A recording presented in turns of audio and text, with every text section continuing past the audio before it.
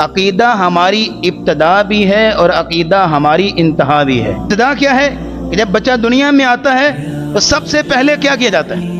اس کے کان میں اذان پڑی جاتی ہے، اللہ اکبر اللہ اکبر، اللہ کی کبریائی اور بڑائی اور اللہ کی توحید، اشہد ان لا الہ الا اللہ واشہد ان محمد رسول اللہ، رسول اللہ صلی اللہ علیہ وسلم کی رسالت کا عقیدہ اس بچے کے کانوں میں جو ہے وہ ڈالا جاتا ہے اور اس کو بتایا جاتا ہے کہ تمہاری زندگی کا آغاز ہونے جا رہا ہے، تم نے زندگی گزارنی ہے تو اسی عقیدے کے اوپر گزارنی ہے۔ عقیدہ یعنی کہ ایک زندگی کا آغاز ہو رہا ہے، ایک زندگی کا آغاز ہو رہا ہے تو عقیدے پر، اور عقیدہ ہی ہماری انتہا ہے۔ وہ کیسے؟